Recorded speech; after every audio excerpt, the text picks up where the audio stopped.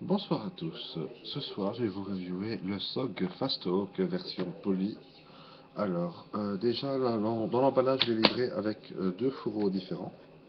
Donc, nous avons la version nylon, qui n'est pas très fonctionnelle, pour être poli.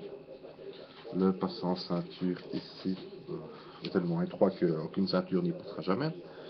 Il y a quelques rivets sur le dessus qui permettent de faire des bricolages d'attaches en niveau paracorde ou mousqueton.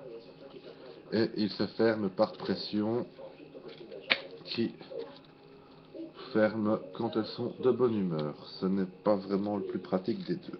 En revanche, le fourreau avec l'étui rotatif ici, ça c'est du haut de gamme. On insère ceci dedans, on ferme le clapet ici et le fourreau peut tourner et donc être orienté dans la posture qui vous plaît. Vous le placez comme vous voulez, donc vertical, incurvé.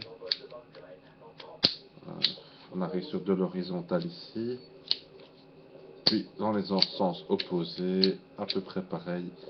Je crois qu'il a plus ou moins des options pour quasi un cadran complet d'horloge. Voilà, vous pouvez le porter dans toutes les positions possibles, imaginables. Le manche est bien sécurisé, vous avez des embouts ici au-dessus comme dans les rivets pour mettre du cordage pour si vous voulez sécuriser plus votre grip ou ajouter autre chose dessus. Le fourreau ici est compatible molle et ceinture standard. Donc voilà, maintenant on passe au tomahawk. Donc vous noterez aussi que le dégainé est très rapide une fois qu'on a retiré le clip de sécurité. Donc plus petit que la version standard de chez SOC, pour ça qu'on l'appelle le Fastook. Pareil pour son tranchant d'ailleurs, une pointe légèrement affûtée mais sans plus. Donc on risque pas de se couper avec, on peut s'encastrer dessus sur un gros choc dans un accident de voiture, enfin dans un contact rapproché assez violent par exemple.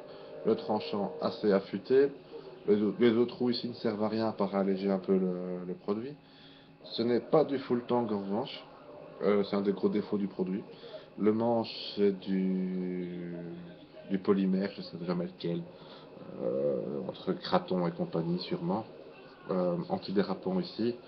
La grippe au-dessus n'est pas désagréable non plus. Petit défaut pour moi, c'est que cette partie ici, en dessous du tranchant, n'est pas ni effilée, ni même tranchante, ni rien. Ça me gêne un petit peu pour certaines techniques d'accrochage.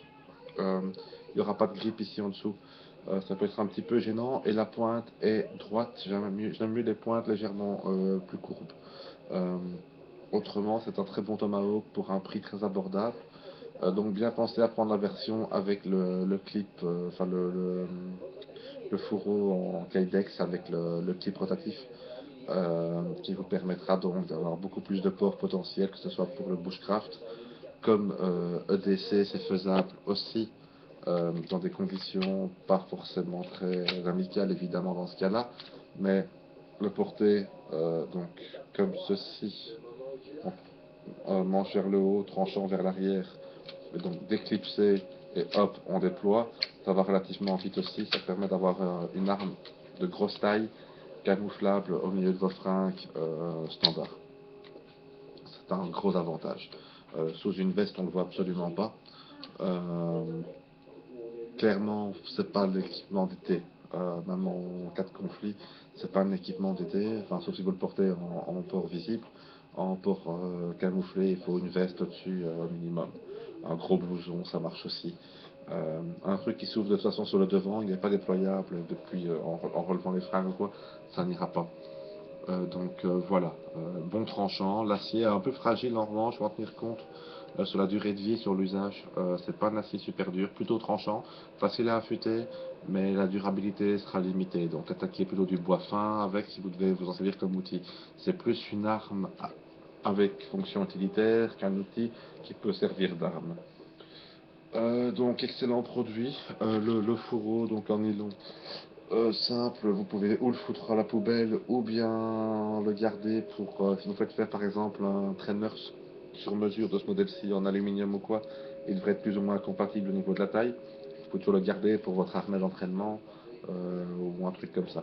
Ça peut toujours servir, mais clairement le four au Kydex, c'est celui par